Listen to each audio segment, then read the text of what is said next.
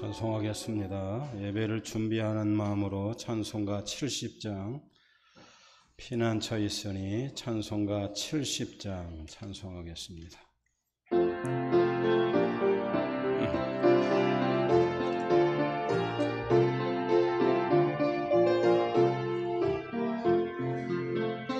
피난처 있으니 환난을 당한 자 이리 오라. 땅들이 변하고 얼결이 상위에 멈추는 어렵잖네. 이방이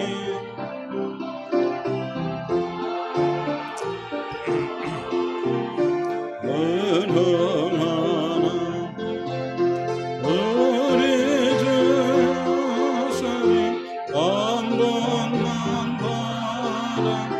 어려의 모든 것 어렵죠. 만유주 하나님 우리를 알렌쳐요. 언항의 말림을 어제게 하시 언항의 창검 더럽잖네. 원하신 하나님 은혜가 할렐루야. 세상에 얼결이 은혜의 거했으니 한번 합니다. 피난처 있으니 피난처 있으니 환난을 당한 자 이리 오. 땅들이 변하고 얼결이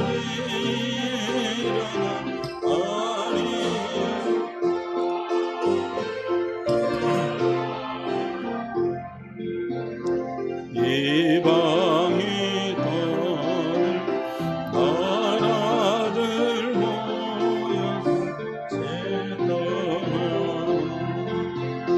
우리 주 목소리 한번 변화하며 전하의 범함이 두렵죠. 만유주 하나님 우리를 피난처요. 세상을 그치게 하신 세상의 창검이 그녀없네.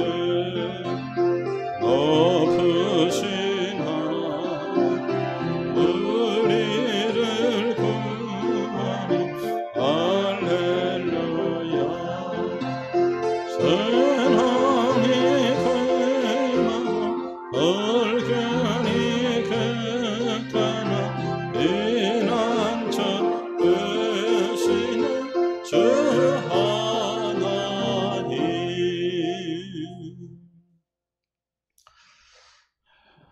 오늘은 8월의 두 번째 주일이고 또 성령 강림 후 10번째 주일이며 특별히 8.15 광복 75주년을 기념하는 기념주일입니다. 다같이 주학에 맞추어 묵상 드리심으로 신령과 진정으로 주일 2부 예배 하나님께 올려드리겠습니다. 다같이 묵도하시겠습니다.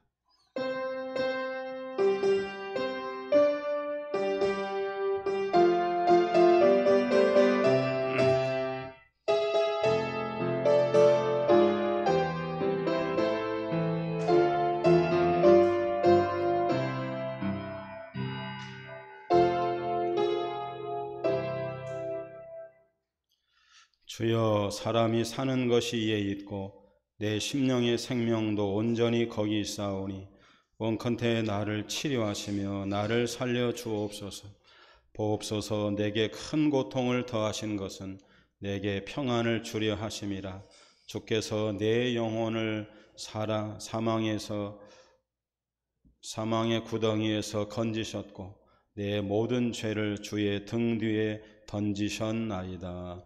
아멘. 하나님 아버지, 우리를 살려주시고 우리를 치료하여 주시고 우리 죄를 용서하실 분은 하나님밖에 없는 줄로 믿고 오늘 8월의 두 번째 주일 참으로 특별히 나라와 민족을 사랑하는 마음으로 광복 75주년 기념 예배를 하나님 앞에 드리기 원하오니 주여 이 예배 가운데 하나님의 영광이 드러나게 하시고 예배를 통해서 이 민족을 더 사랑하여 주시고 예배하는 영지의 모든 성도님들 양팔 벌려 크게 축복하여 주옵소서.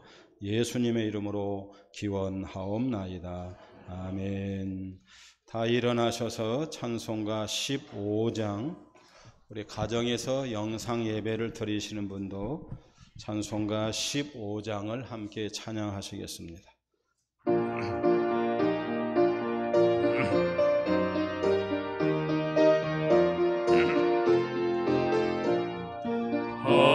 하나님의 크신 사랑 하늘에서 내리사 우리 맘에 항상 내셔 온전하게 하소서.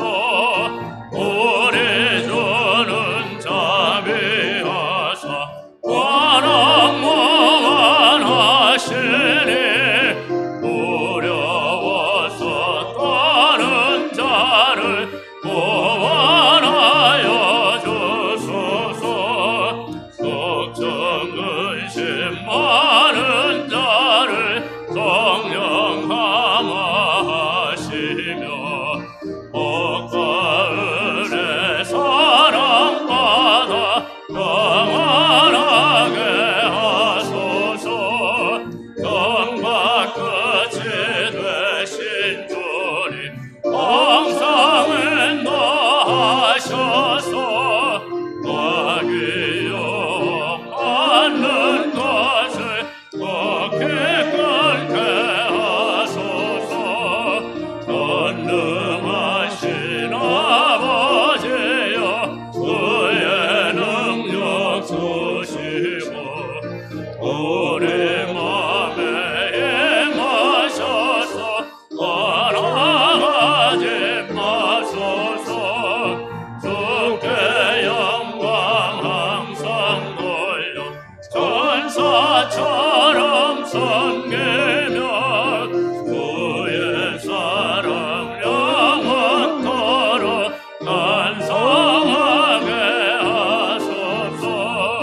우리들이 거듭나서 의미 없게 하시고 주의 크신 구원받아 온전하게 하소서. 영광에서 영광으로 천국까지 이르러 크신 사랑 감격하여 영배하게 하소서. 아멘.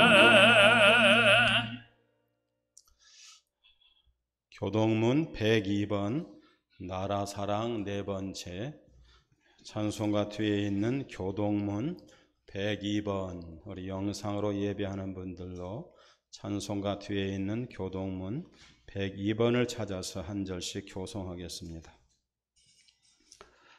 그 땅 이스라엘 모든 산에서 그들이 한 나라를 이루어서 한 임금이 모두 다스리게 하리니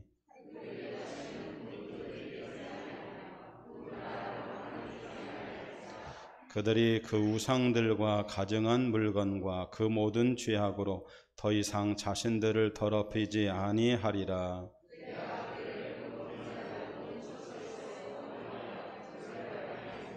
그들은 내 백성이 되고 나는 그들의 하나님이 되리라.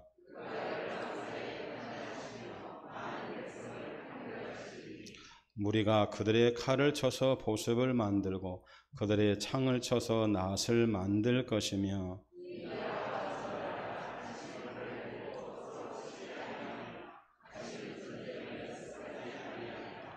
내가 에브라임의 병거와 예루살렘의 말들을 끊겠고 전쟁하는 활도 끊으리니 그의 통치는 바다에서 바다까지 이르고 유브라데 강에서 강 땅 끝까지 이르리라.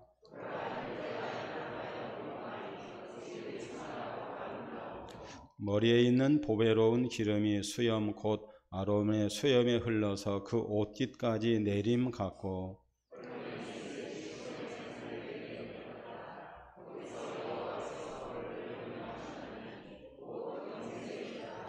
아멘. 회개하는 마음으로 잠시 기도하시겠습니다.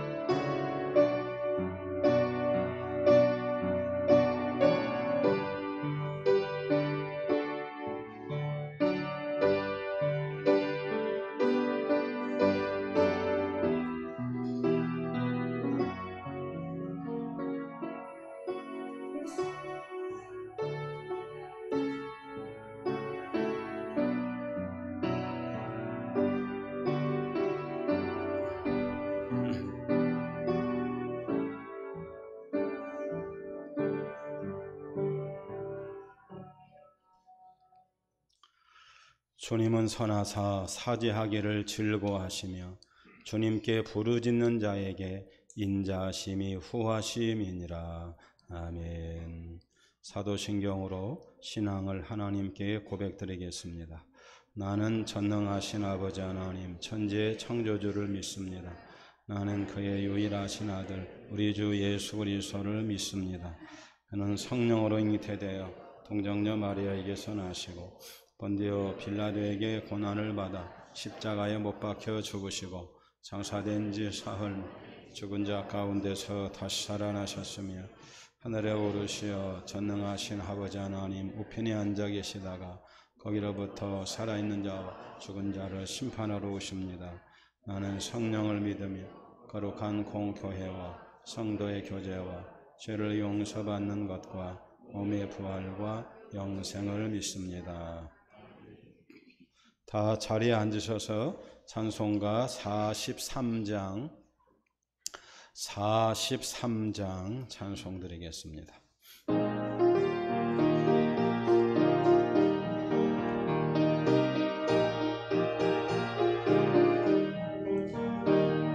즐겁게 안식할 날 반갑고 좋은 날 내 마음을 편케 하니 즐겁고 기쁜 날 이 날에 천하 만민 아버지 앞에서 참되신 삼일째 다 찬송 부르네.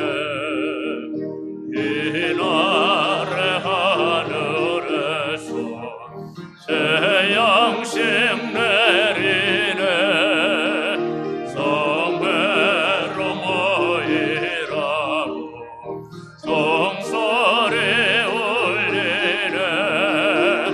복음의 밝은 빛을 온 세상 비치며 또 영생물이 흘러 시원케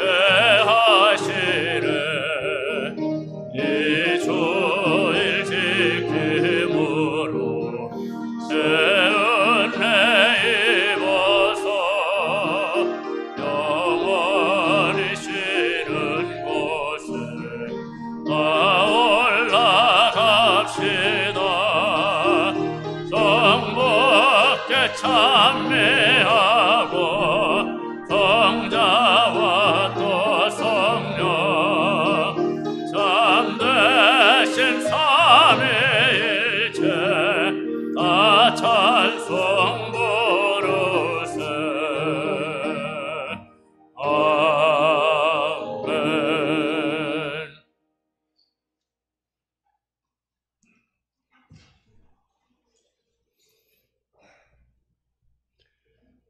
높고 유대하시며 광대한 영광 아버지 하나님, 우리가 주를 기뻐하고 즐거워하며 주의 이름을 찬송하려고 거룩한 옷을 입고 찬양과 경배를 드립니다. 기뻐 연락해 주시고 하나님께서 우리를 위해 크고 비밀한 일들을 진행하고 계실 줄 믿습니다. 우리와 같은 죄인에게 믿음을 주시고 먹을 것과 입을 것을 주시며 구원의 은혜를 베풀어 주심에 감사드립니다. 우리는 연약하여 눈에 보이지는 하나님 대신에 눈에 보이는 세상을 더 사랑하며 우리의 죄악 때문에 우리의 영이 피폐하여 하나님께 감사와 찬양의 인색에 있음을 회개하오니 긍휼히 여겨 주시옵소서.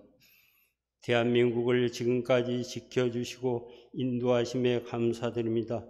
이 나라 백성을 불쌍히 여기사 75년 전 일제 36년 식민지에서 강복의 기쁨을 주시고 우리 말과 우리 글을 회복시켜 주시고 전쟁의 잿더미 속에서 일으켜 세워주사 경제 발전과 K방역, 문화, 예술의 부흥으로 성장시켜 주심에 감사드립니다. 작금의 현실은 코로나 전염병으로 인해 불안과 염려, 경제적인 어려움으로 인해 광야 같은 삶을 살고 있습니다.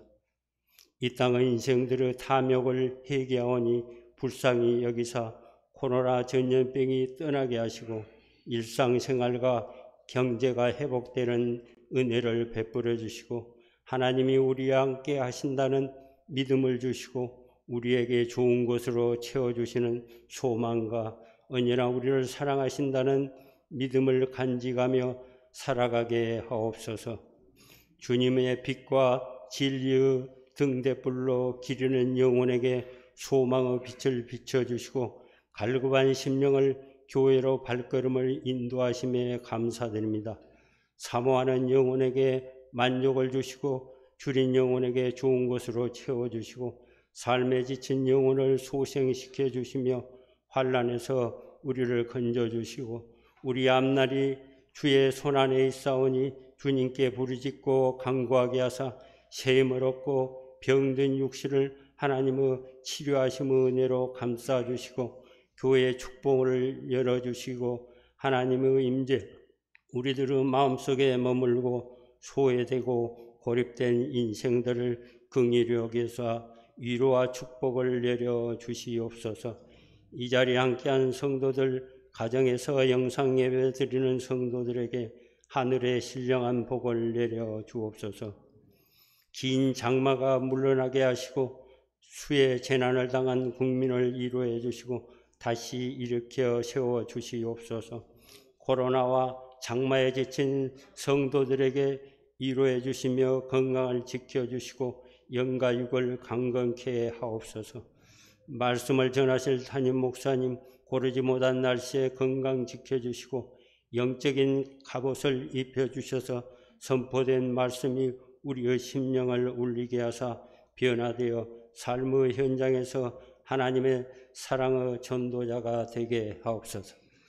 땅끝까지 이르러 증인이 되라 하시는 선교사들을 애국으로 파견하여 복음을 수출한 나라로 성장시켜 주심에 감사드립니다. 애국의 척박한 선교 현장에서 겪은 많은 애로사항들을 주님께서 친히 타게 해주시고 복음을 전하며 합당한 열매를 맺게 하옵소서. 받은 은혜를 감사하는 마음으로 드리는 에스더 중창단의 찬양을 기뻐 받아 주시옵소서. 예수 그리스도 이름으로 기도드립니다. 아멘.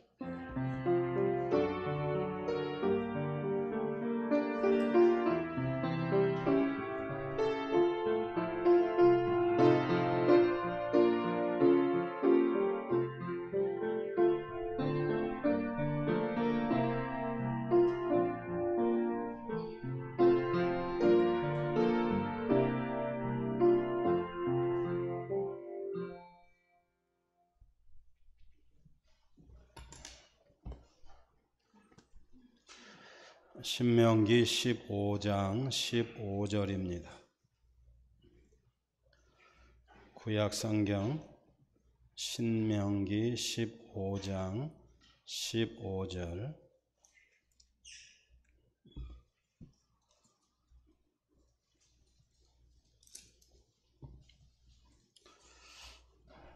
다 찾으신 줄 알고 우리 가정에 계신 분들도 신명기 15장 15절 한 절 말씀만 함께 읽겠습니다.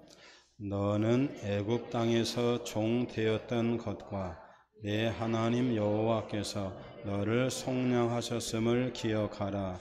그것으로 말미암아 내가 오늘 이같이 내게 명령하노라. 아멘. 찬양해 주시겠습니다.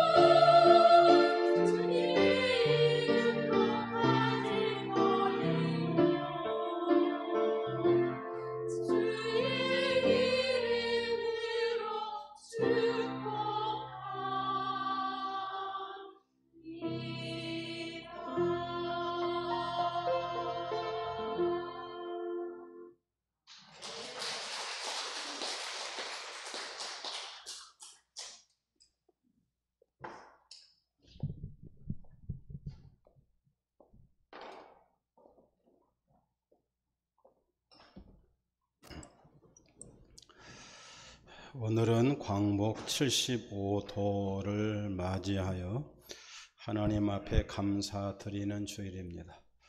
또 대한민국이 1948년 8월 15일 날 건국되었으니 건국주일 또는 독립기념주일, 해방절, 광복절, 어쨌든 오늘은 하나님 앞에 우리나라의 이름으로 기독교인들이 감사하는 주일입니다. 이 감사의 날 우리가 모세 설교를 통해서 하나님의 말씀을 함께 나누기 원합니다. 너희가 예배하기 전에 형제끼리 서로 화목하라 그렇게 말씀하셨으니까 우리 옆 사람하고 인사하겠습니다. 잘 오셨습니다. 잘 될 것입니다. 건강하십시오. 네, 꼭 그렇게 되시기를 다시 한번 주님의 이름으로 부탁을 드립니다. 혹시 피아노 옆에 있는 그 마이크가 켜져 있나요? 자꾸 울려서 이 앞에도 좀 꺼주시면 고맙겠습니다.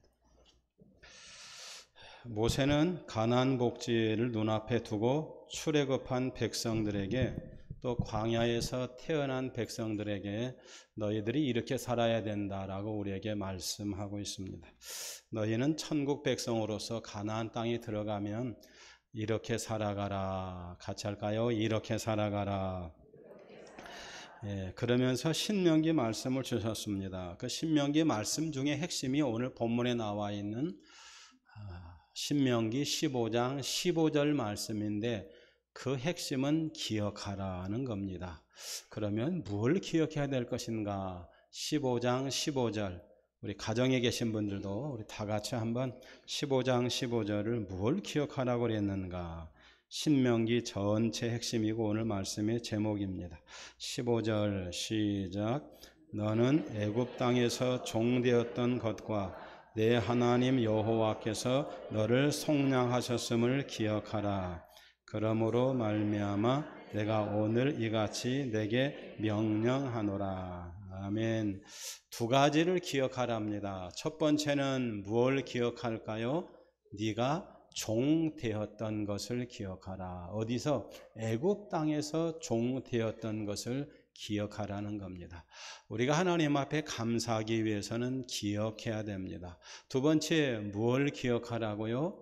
하나님이 너를 구원하신 것, 속량하신 것, 하나님이 너에게 은혜 주신 것을 기억하라는 것입니다. 우리가 이 해방절, 광복주일 또는 독립기념주일날, 건국주일날 우리가 두 가지를 기억해야 됩니다. 시작. 종 되었던 것. 우리가 일본 사람들 앞에, 북한 사람들 앞에 6.25 사변 때 얼마나 고생을 했는지를 기억하라는 겁니다. 두 번째 또 뭘 기억하라고요? 그 어려움 가운데 하나님이 어떻게 우리를 속량하셨는지, 우리를 어떻게 구원하셨는지를 기억하라는 겁니다. 용서하시고 한 번 더 합시다. 시작. 기억하라. 기억하라.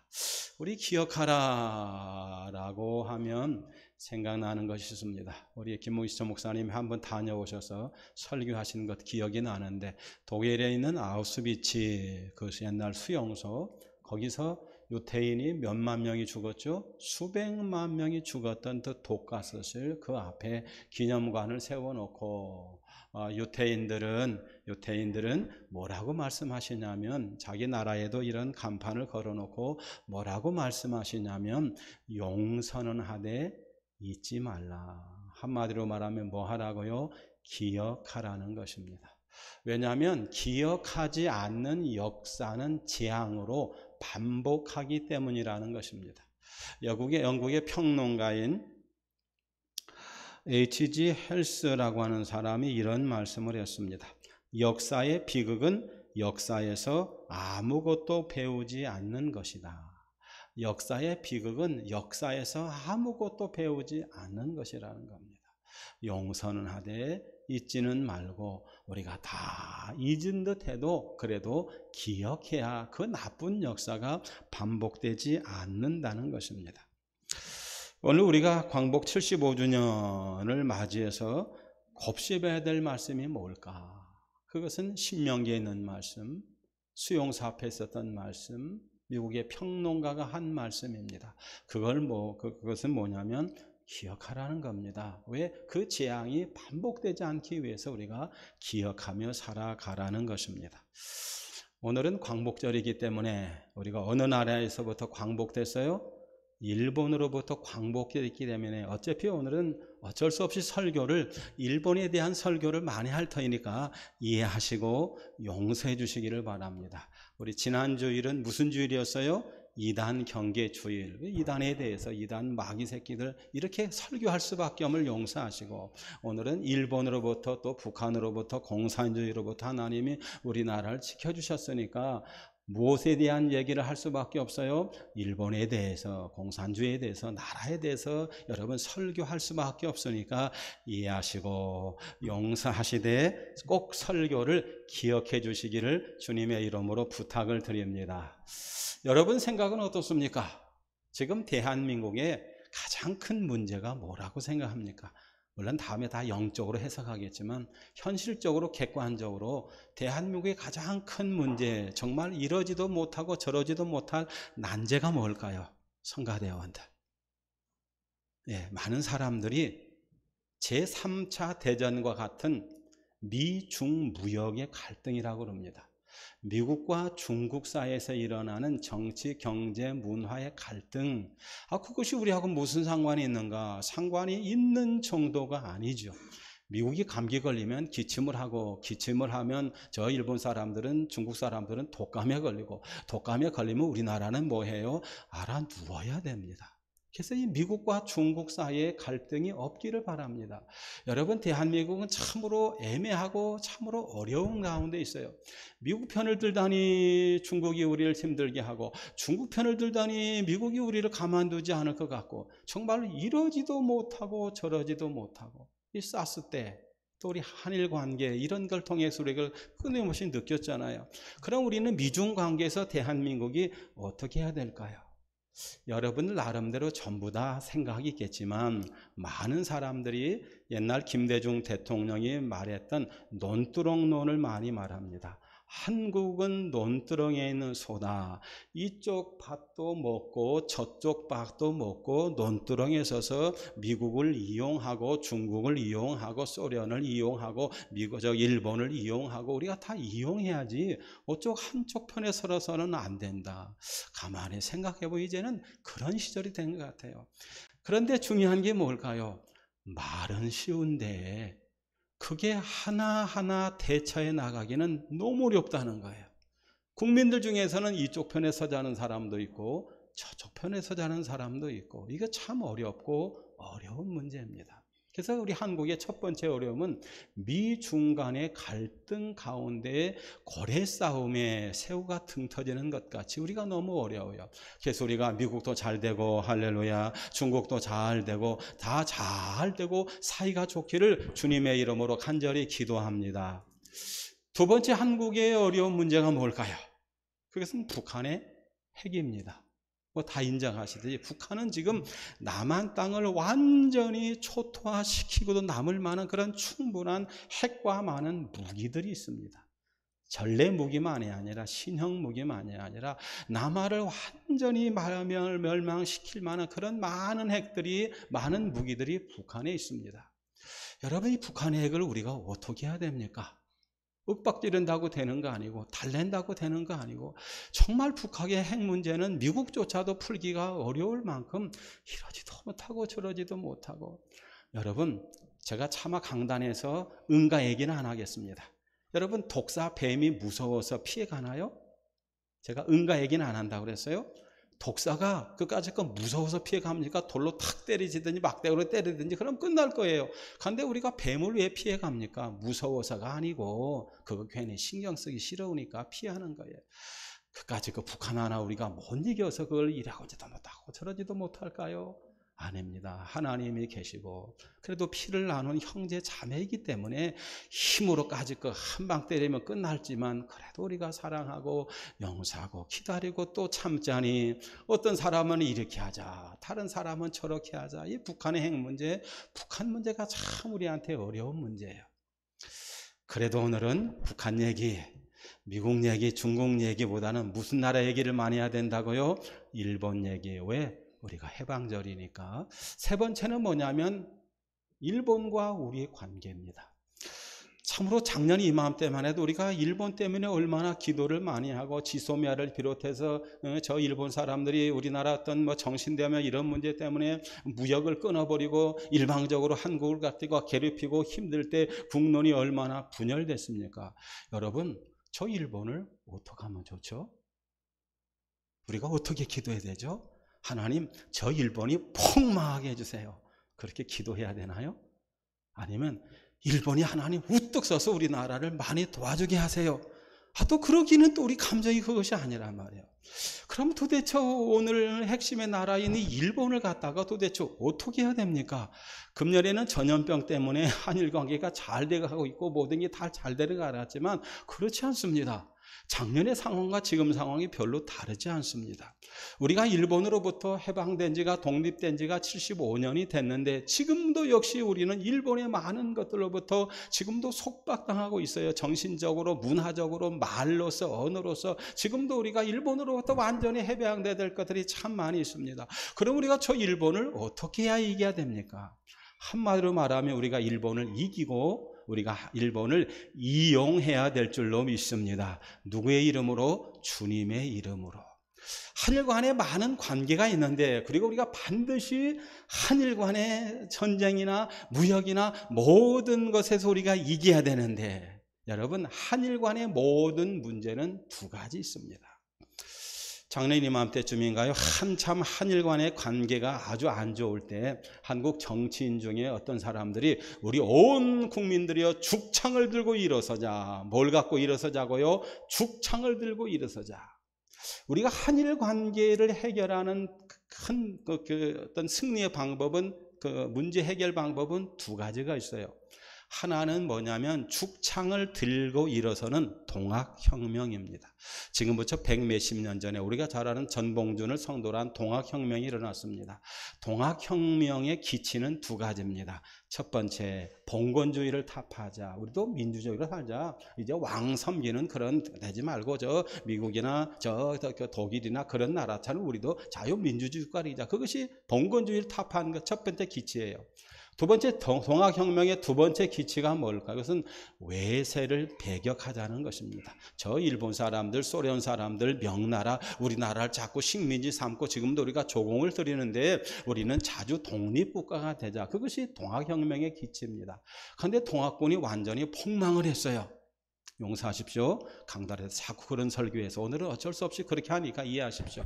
동학혁명이 완전히 망했습니다. 어떤 전투에서 망했을까요? 우금치 전투에서 망했습니다. 우리가 동학혁명식으로 일본과의 관계에 접근해 가면 안 된다고 하는 것을 설명을 드리는 겁니다. 동학혁명은 자주독립이고요. 동학혁명은 우리 외세를 반대하자고 하는 좋은 기치였습니다. 그런데 우금치 전투에서 완전히 망했습니다. 당시 동학혁명군이 몇 명이었냐면 2만 명이었습니다. 몇 명이었다고요? 2만 명.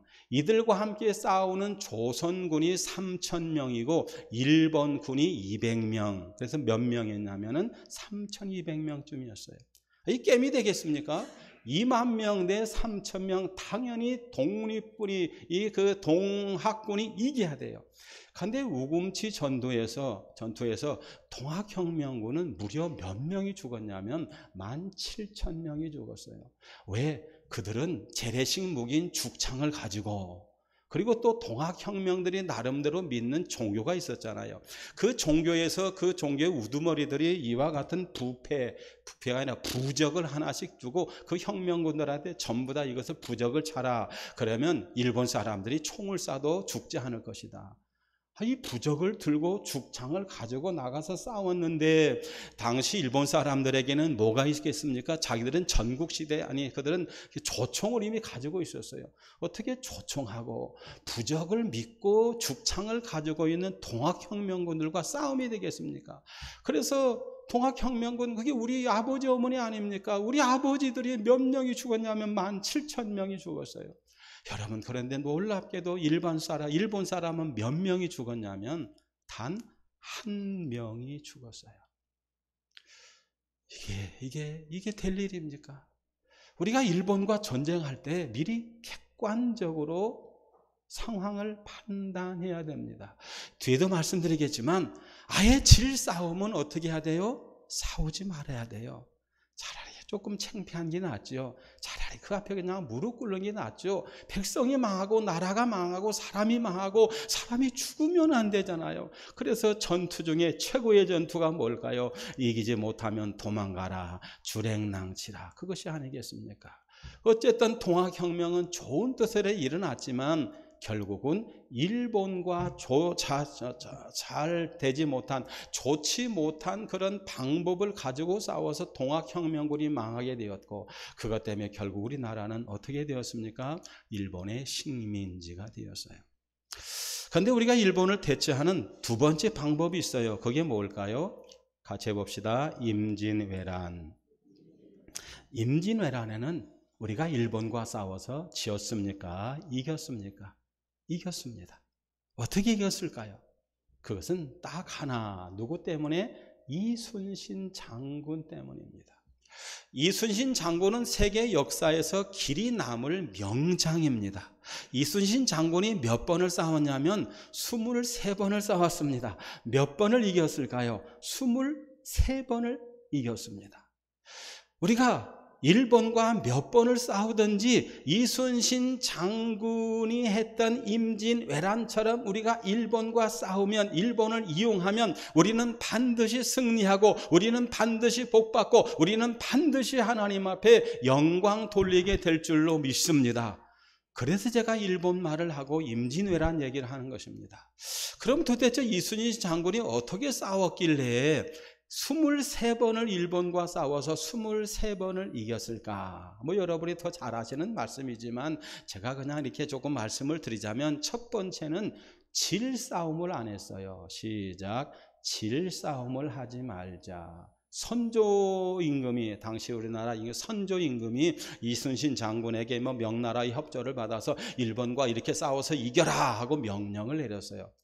근데 이순신 장군이 준비도 안 돼 있고 오합지졸이고 잘 해보지도 않고 도저히 우리나라가 저 일본과 싸워서 이길 승산이 없습니다. 여러분, 그때는 전쟁을 해야 됩니까? 하지 말아야 됩니까? 하지 않아야 돼요. 그랬더니 선조 임금이 이순신 장군의 옷을 벗기고, 이순신 장군이 뭐를 했어요? 백의종군을 했습니다. 1등병으로 2등병으로 강등이 되어서 얼마나 부끄럽고 얼마나 창피합니까? 여러분, 그래도 이순신 장군은 준비가 되지 않은 전투, 싸움에서 질 전투, 여러분, 진다고 하는 것은 누가 죽어요? 우리 백성이 죽잖아요. 우리 백성이 망하잖아요. 우리 백성이 아픔을 당하잖아요. 차라리 전쟁을 안 하는 것이 낫지. 그러면서 이순신 장군이 승리한 첫 번째 비결은 열심히 준비를 했다는 것입니다. 임진왜란 때 1952년 임진왜란이었죠. 그때 이미 일본은 전국시대 자기들 나름대로 전쟁을 얼마나 많이 했는지, 그리고 그들 나름대로 뭘 가지고 있냐면 조총을 가지고 있었어요. 이미 그때. 그런데 우리나라의 무기는 뭐였을까요? 그야말로 죽창을 가지고, 칼과 창을 가지고, 활을 가지고 그렇게 싸우던 시대에 어떻게 여러분 칼과 활을 가지고 조총을 이기겠습니까? 그래서 육지 전쟁에서는 백전백패를 했어요. 그런데 그때 이순신 장군은 무슨 배를 만들었죠? 용서하십시오. 거북선을 만들고, 그리고 거북선 안에다가 무엇을 장착했죠? 조총의 몇백 배가 되는 대포를 장착을 했습니다. 대포는 화약을 가지고 이만한 쇳덩어리를 빵 터뜨리는 거예요. 지금처럼 그 폭탄이 또 터지지는 않지만 그래도 이만한 쇳덩어리가 수백 메타 날아가는 것은 굉장한 위력이 있습니다. 육지에서 하면 별거 아니죠. 그거 맞아봤다 한 사람밖에 안 죽겠죠. 여러분, 그런데 배는 이만한 쇳덩어리가 배에 떨어지면 배가 어떻게 되죠? 침몰을 하게 됩니다. 일본은 조총으로 우리와 싸우려고 할 때 우리나라 이순신 장군은 화약을 가지고 대포를 만들었어요. 그래서 결국은 일본과의 싸움에서 승리했습니다. 여러분, 준비하면 반드시 이기게 될 줄로 믿습니다. 두 번째, 승리할 수 있었던 것은 함께 전투하는 지도자들의 장점을 최대한 이용을 했습니다. 당시 전라도 지도사와 도지사와 같은 사람이 누구냐면 이순신 장군이었습니다. 그런데 이순신 장군이 정말 훌륭했던 것은 이순신 장군보다 먼저 수군 도지사, 절도사 그 사람을 했던 사람이 누구냐면 정근이라고 하는 장군입니다. 연세가 많으니까 은퇴도 아니고 은퇴가 아닌 것도 아니고 물러서고 젊고 좀 능력 있는 이순신 장군이 절도사로 거기 있는 수군의 대장으로 이렇게 임명이 받으니까 와서 보니까 정근이라고 하는 장군이 그동안 나름대로 이렇게 열심히 했는데, 정근이라고 하는 장군의 장점이 뭐냐면 그 지역에서 태어나서 수군, 지금으로 말하면 해군을 하다가 해군으로 늙은 사람이에요. 그래서 명량이 어떤 곳인지, 한산도가 어떤 곳인지, 남쪽의 바다를 아주 기가 막히게 다 알고 있는 거예요. 이순신 장군이 그분을 자기를 돕는 사람으로, 자기 막류로 사용했어요. 그런데 여러분, 그때 정근 장군의 나이가 몇인지 아세요? 81였어요. 81 먹은 사람이 40대쯤 되는 이순신 장군 밑에서 일하는 것이 어렵겠습니까? 어렵겠습니까? 어렵고 어렵죠. 아무도 도와주려고 그러지 않겠죠. 그런데 이순신 장군이 최선을 다해서 정근 장군의 그 경험을 갖다가 그분이 그 전라도 바다를 정말 잘하는 것을 이용하고 또 이용했어요. 아마 명량해전이며 한산도 대첩이며 사실은 누가 한 것이 뭐냐면 정근 장군이 했다고 해도 과언이 아닐 정도였어요. 중요한 것은 이순신 장군은 연세가 많은 사람들의 지혜를, 그분들을 안고 함께 일을 했다는 것입니다. 지혜가 많은 솔로몬 왕이 은퇴를 할 때 그의 아들 르호보암을 왕으로 세웁니다. 그러면서 부탁을 하죠. 젊은 아들 르호보암아, 네가 왕이 되면 연세 많은 분들을 찾아가서 좀 자문을 구하라. 여러분, 그랬는데 르호보암의 최고의 단점이 뭐였을까요? 그것은 어르신네들을 찾아가지 않고 자기 젊은 사람들을 찾아갔어요. 그리고는 정치를 무엇으로 했어요? 힘으로 했습니다. 무력으로 했습니다. 여러분, 그래서 결국은 이스라엘이 천추의 한이 되는 북이스라엘과 남유다로 그렇게 나눠지게 되었고, 그것 때문에 결국은 하나님의 선민 이스라엘이 아수르에게, 바벨론에게 망하게 되는 그런 계기가 되었어요. 여러분, 우리가 어르신네들의 지혜를, 어르신네들의 그런 아름다운 명절을 우리가 함께 사용하고 함께 일하며 나갈 수 있기를 바랍니다. 정말로 중요한 것은 어르신네들을 존경하고 그분들의 경험을 갖다가 선하게 이용할 때 우리가 일본과 싸워서 승리하게 될 줄로 믿습니다. 세 번째는 백성을 사랑하는 마음이 있었습니다. 다시 말씀드리면 그 지역의 생업을 염려하여 최대한 배려를 했습니다. 임진왜란은 임진년부터 정유년까지 무려 7년 동안 전쟁이 계속됐어요. 7개월도 아니고 7년 동안 전쟁을 했으니 전라도 사람들이 먹을 것이 있겠습니까? 없겠습니까? 가장 굶주려야 되잖아요. 여러분, 그런데 역사에 보면 그 전쟁 7년 동안 전라도 사람들은 굶어 죽지 않았어요. 무엇 때문일까요? 그 도지사인 이순신 장군이 전쟁보다 더 중요한 것은 백성의 생업이다. 그래서 생업을 우선을 했습니다. 우리 정치인들이 해야 될 일, 우리가 가장 먼저 기도해야 될 일이 뭘까요? 국태민안입니다. 국가는 태평하고 백성이 평안해야 나라가 잘 될 줄로 믿습니다. 전라도 사람만 그렇게 양식이 풍부해서 잘 산 것이 아니고 선조왕이 난을 피내서 도망가자 그 도망간 땅까지 이순신 장군이 전라도 곡식을 가지고 거기까지 가서 그 사람을 공개를 합니다. 무엇 때문일까요? 백성을 사랑하는 마음, 백성을 사랑하는 마음. 우리가 늘 나라와 민족을 위해 기도할 때 국가는 태평하고 백성은 평안하기 위해서 기도하시기를 바랍니다. 우리 영지교회가 지금도 평안하지만 더 태평하시기를 간절히 소망합니다. 네 번째 방법이 뭘까? 그것은 승리를 위해서 우방의 사람들을 배려했다는 것입니다. 당시만 해도 우리 대한민국이 아직 완전히 한일 합방되지 아니했던 훨씬 전이니까, 그런데 그때 우리나라는 어느 나라의 속국이었냐면 명나라의 속국이었어요. 우리나라에 일본이 쳐들어온다고 그러니까 저 명나라 사람들이 진리라고 하는 그런 장군을 갖다가 보내요. 그런데 진린이라고 하는 명나라 장군이 지금 말하면, 우리로 말하면 무슨 짓을 했어요? 갑질을 한 거야. 자기 마음대로 모든 걸 하려고 그러는 거예요. 여러분, 그럼에도 불구하고 이순신 장군은 그 명나라에 참으로 갑질을 하고 있는 그런 진리라고 하는 장수를 존경을 했습니다. 그리고 전쟁에서 승리하면 많은 사람이 이순신 장군 때문에 승리했다 그래도 이순신 장군은 아닙니다. 명나라의 훌륭한 장군 진린 때문에 우리가 승리할 수 있었습니다. 그래서 결코 우방국가와 명나라와 원수를 지지 않았다는 것입니다. 이건 중요합니다. 여러분, 대한민국이 살 길이 무엇일까요? 다시 우리가 속국이 되지 아니하는 이유가, 원인이 어디에 있을까요?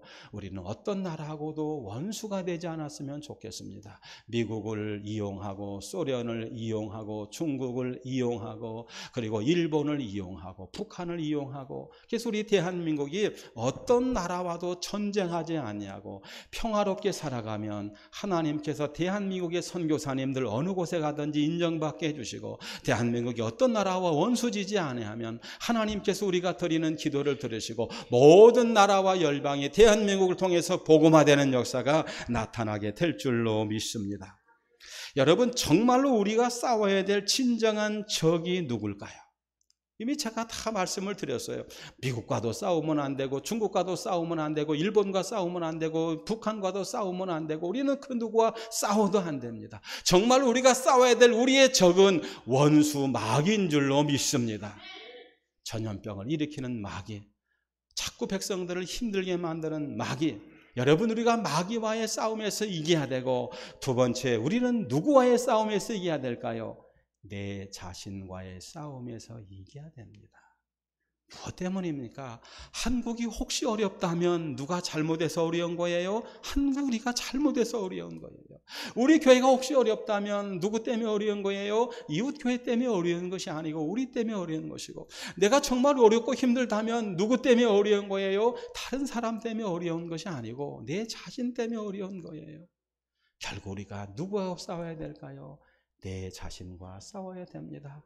내 속에 있는 원수 마귀와 우리가 싸우고, 대한민국을 힘들게 하고 교회를 힘들게 하고 우리를 힘들게 하는 것은 원수 마귀인 줄로 믿으시고, 원수 마귀와의 싸움에서, 내 자신과의 싸움에서 승리할 수 있기를 주님의 이름으로 부탁을 드립니다.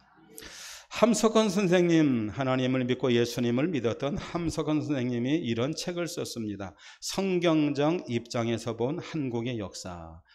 그 책에 보면 대한민국의 역사는 이스라엘 민족의 역사와 같다는 겁니다. 한마디로 말하면 고난의 민족이라는 거예요. 그동안 3,000번인지 3만 번인지 이루 말할 수 없는 그런 고난, 전쟁의 역사가 대한민국의 역사라는 겁니다. 여러분 다 인정하시죠? 그렇습니다. 지금도 260개 나라 중에서 유일한 분단국이 어떤 나라일까요? 대한민국이에요. 이 남한과 북한 전쟁만 안 하면 얼마나 좋겠습니까?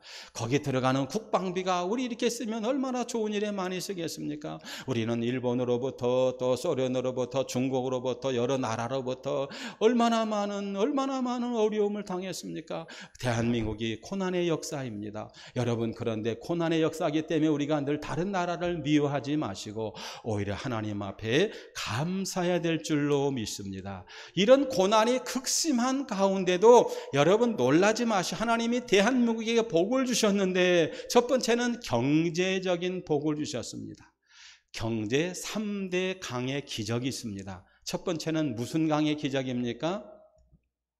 나일강의 기적.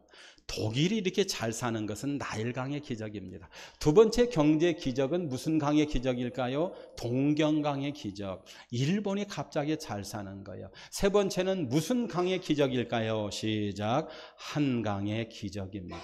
여러분, 그런데 나일강의 기적은 기적이 아니에요. 왜? 독일 사람은 원래 잘 살았어요. 얼만큼 잘 살았을까요? 1차 전쟁, 2차 세계대전 누가 일으켰어요? 독일이 일으켰습니다. 일본은 원래 잘 살았어요. 2차 전쟁, 세계대전 누가 일으켰을까요? 일본이 일으켰어요. 원래 그 나라 사람들은 잘 살던 사람들입니다.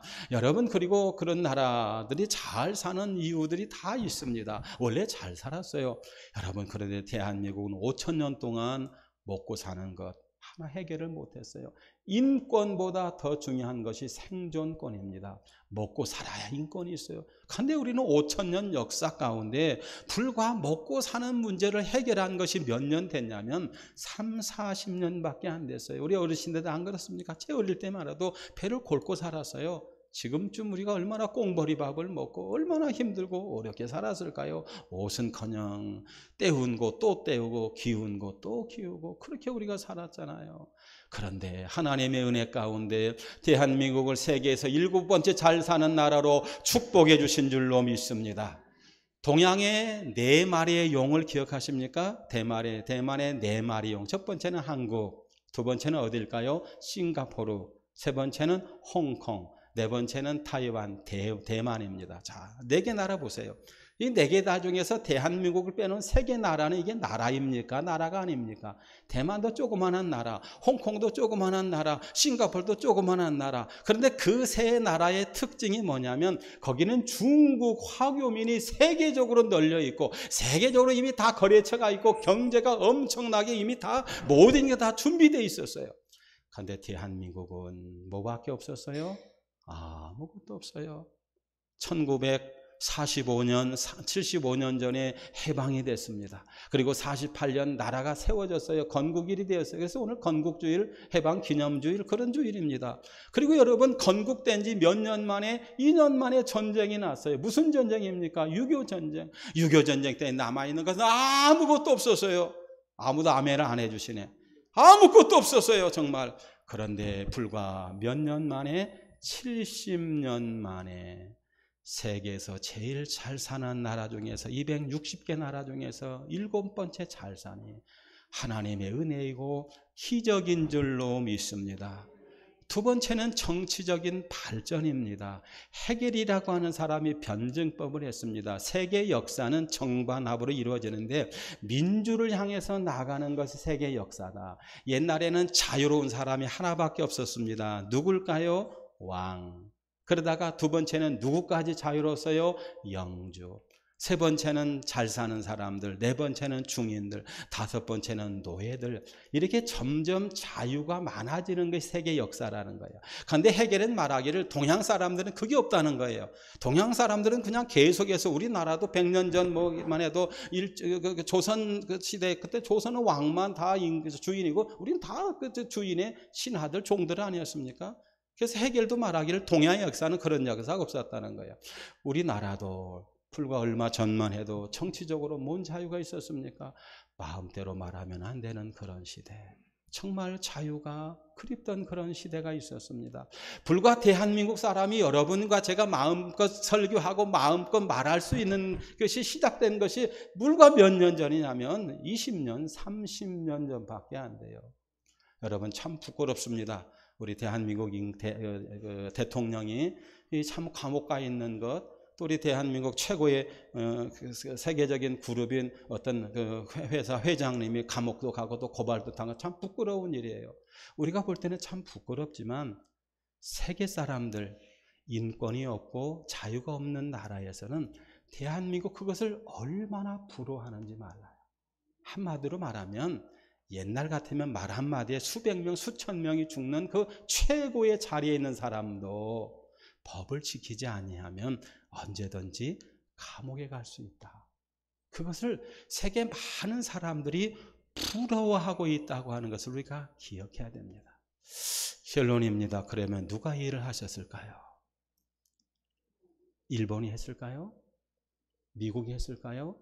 소련이 했을까요? 여러분 오해는 마시기 바랍니다. 우리가 일본이나 미국이나 중국의 도움을 받은 건 사실이지만 미국이 도와도 망한 나라들이 있어요. 미국이 도와도 어렵게 사는 나라들이 있어요. 여러 나라가 있지만 필리핀 같은 나라, 영어를 쓰는 나라, 미국 중심의 나라지만 지금도 어렵잖아요. 그런데 정말 대한민국은 여러분 얼마 전만 해도 이 공산주의자들이 공산주의에 대한 환상을 가지고 세계 인구의 3분의 1이 다 공산화가 됐습니다. 그런데 이 조그마한 나라 용서하십시오. 이 한반도의 남쪽에 있는 이 작은 나라 어떻게 해서 공산화가 안 됐는지 이것은 무엇으로도 설명할 수가 없습니다.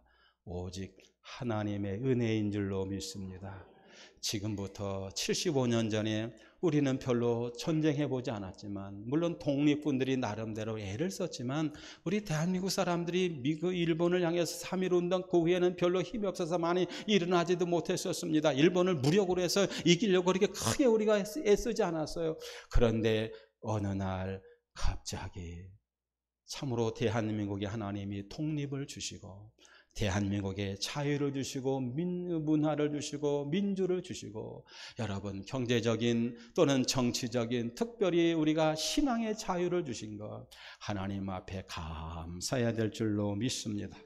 성경 말씀에 하나님이 이렇게 말씀하십니다. 역대하 7장 14절에 보시면, 내 이름으로 일컫는 내 백성이 그들의 악한 길에서 떠나 스스로 낮추고 기도하여 내 얼굴을 찾으면 내가 하늘에서 듣고 그들의 죄를 사고 그들의 땅을 고칠지니라. 할렐루야.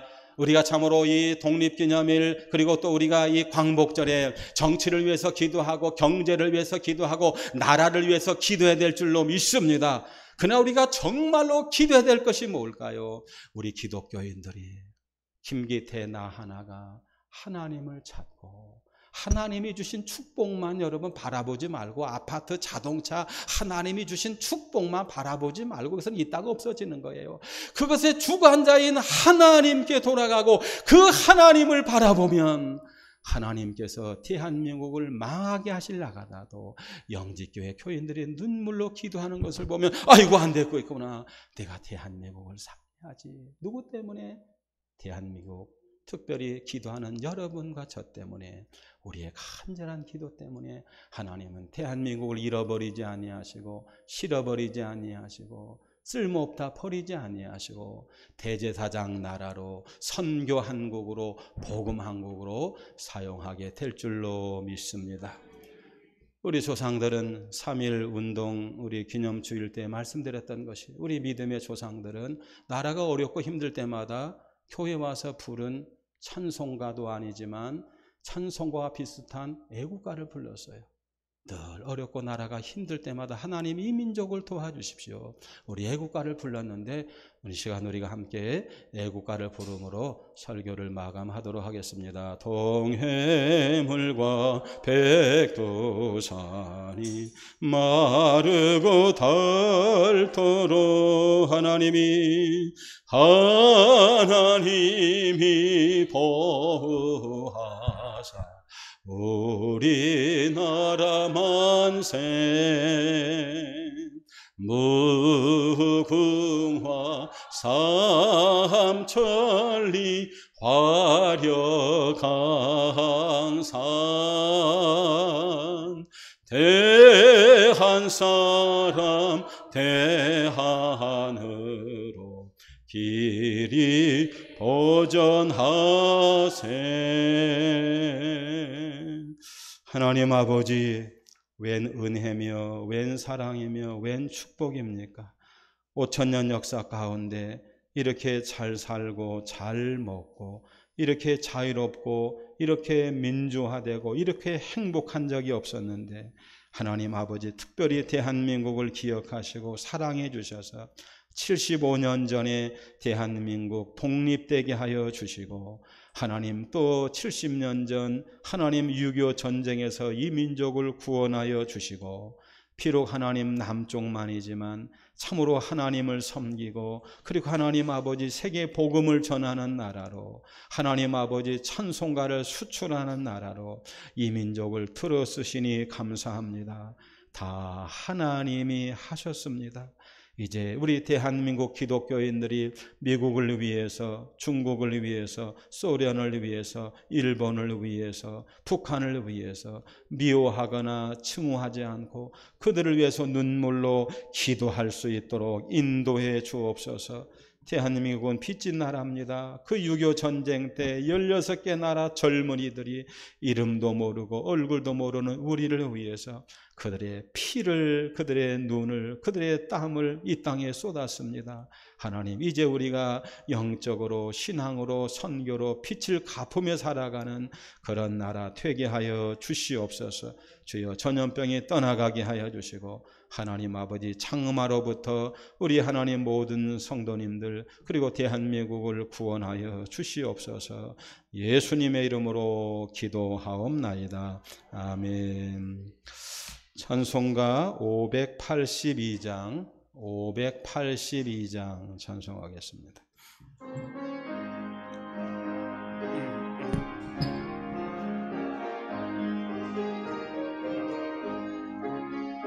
모든 마음에 잠겨 역사의 어둠 뒤섰을 때에 해병성 동쪽에 밝아 위나라 여명이 왔다.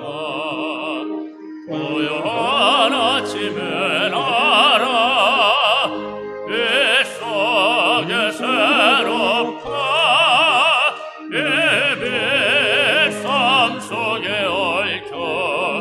이 땅을 생명탑 놓아간다. 목도에 뿌리는 깊어 하늘로 줄기가지 솟을 때 가지 멍만을 해요. 그 열매만 미리 산다. 고요한 아침에 나라 일꾼을 부른다.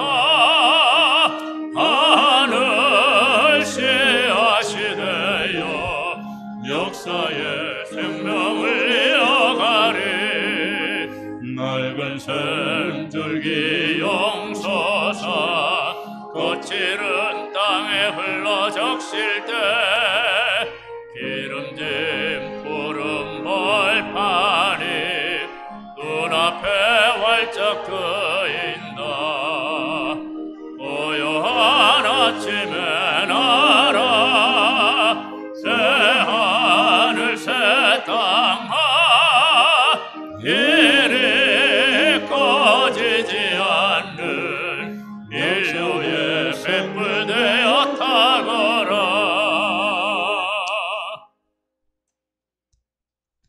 하나님 아버지, 진심으로 감사합니다. 잊지 말고 기억하라, 기억하고 감사하라, 또 감사하라 말씀하셨는데 모든 것을 다 하나님이 하신 줄로 믿습니다. 주여, 또 우리 우방들이 우리를 도왔고, 또 하나님 아버지, 이 나라 이 민족 우리 믿음의 선배들이 나라와 민족을 위해서 기도한 것 들으시고 하나님 이 땅을 치료하시고 이 땅을 도와주신 줄로 믿습니다. 하나님 아버지여, 광복 75주년 기념 주일날 나라를 생각할 때 감사하고 교회를 생각할 때 감사하고 오직 모든 것이 다 하나님이 하신 것을 믿고 우방들을 생각할 때 감사하는 마음으로 11조를 하나님께 올려드립니다. 11조를 통해서 하나님이 영광 받으시고 선교하며 또 하나님 구제하는 일에 쓰임 받게 하여 주시옵소서. 아버지, 우리 성도님들 경제가 어려울 때 너무 눈물 나지 않도록 많은 일거리를 주시고 일할 때 힘을 주시고 거래처가 하나님 아버지 많아지게 하시고 수금도 잘 튀어지게 하여 주시옵소서. 여러 가지 감사 헌금을 드립니다. 아버지, 감사는 믿음의 열매라고 그랬습니다. 우리에게 큰 믿음을 주셔서 절대 감사, 날마다 감사, 무조건 감사, 먼저 감사할 수 있는 저희들 되게 하여 주시고, 그래서 하나님 아버지 우리 모든 삶이 감사로 충만케 하여 주시옵소서. 주여, 나라의 방역을 위해 수고하시는 분들이 있습니다. 장마철에 더 고생하는 분들이 있습니다. 하나님 기억하여 주시고 피해가 속히 복구되게 하여 주시고 수고하는 모든 분들을 위로하시고 새 힘을 더하여 주옵소서. 영지교회 한 분도 감염되지 않게 하여 주시고 장마에 피해가 있지 않도록 바람 날개로 품어 주시옵소서. 예수님의 이름으로 축복하며 기도하옵나이다. 아멘.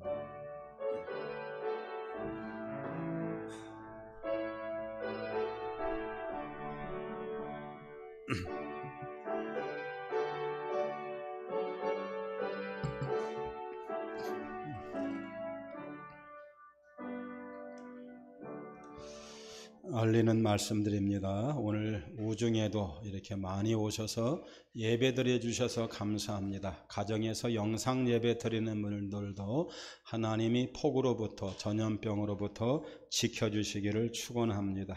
오늘은 성령 강림 후 10번째 주일이고 8.15 광복주일입니다. 이 민족을 온전한 복음의 나라로 세워주시기를 간절히 기도합니다. 전국 남선교회 수련회가 26일에서 28일 홍천에서 있습니다. 우리 참가를 원하는 남성 성도님들은 김택종 장로님께 신청해 주시기 바랍니다. 이번 주도 1부 예배, 2부 예배, 수요 예배, 새벽 예배는 본당에서 드립니다. 영상으로 예배 드려 주셔서 감사하고 계좌번호대로 헌금을 보내주시면 감사하겠습니다. 찬양 예배와 금요 철야 기도회는 가정에서 드립니다. 예배지를 참고하셔서 꼭 예배 드려 주시기를 바라고 아동부와 중고등부와 오전 10시 예배를 드립니다. 유치부, 청년부 그리고 또 우리 여러분에게 기도 제목을 보낸 것 같이 우리 장년부도 철야 예배나 그리고 찬양 예배나 우리 또 구역 예배가 회복될 수 있도록 기도해 주시기를 바랍니다. 열화상 카메라 방역기를 구입했는데 여러분 좀 많이 불편하시더라도 꼭 좀 협조해 주시기를 바랍니다. 오늘은 이사야 58장, 토요일 날은 에레미야 8장까지 여러분 꼭 성경을 읽어주시면 고맙겠습니다. 다 자리에서 일어나시겠습니다. 찬송가 586장 찬송합니다.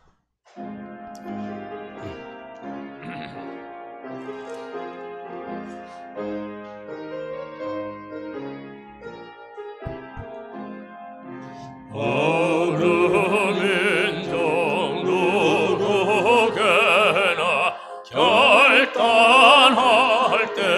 때이나니 점과 거짓 싸울 때에 어느 편에 설 건가 주가 주신 새 목표가 우리 앞에 보이니 빛과 어둠 사이에서 선택하며 살리라.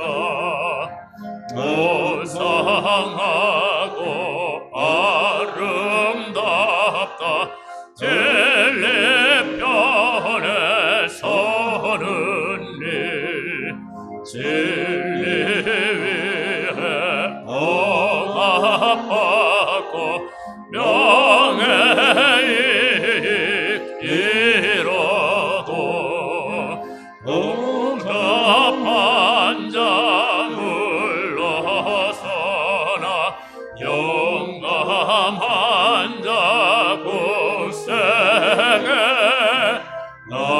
낙심한 자 돌아오는 그날까지 서리라. 순교자의 뜻을 따라 주의 뒤를 쫓아서 십자가를 등에 지고 암만 향해 가리라. 새 시대는 새 사명을 우리에게 주나니 진리 따라 사는 자는 전진하리 언제나. 악이 비록 성하여도 진리 더욱 강하다. 진리 따라 살아갈 때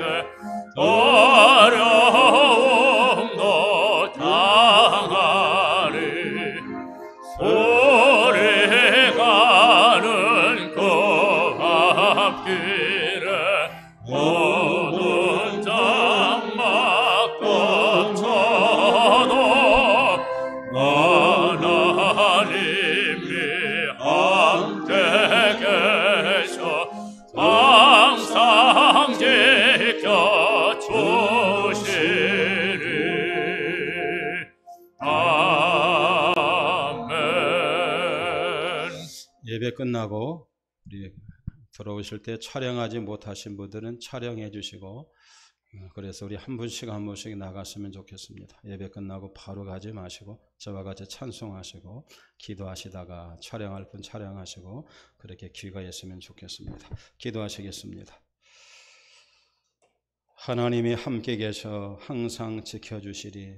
우리가 이 찬양을 부르면서 세상을 향해 나아갑니다.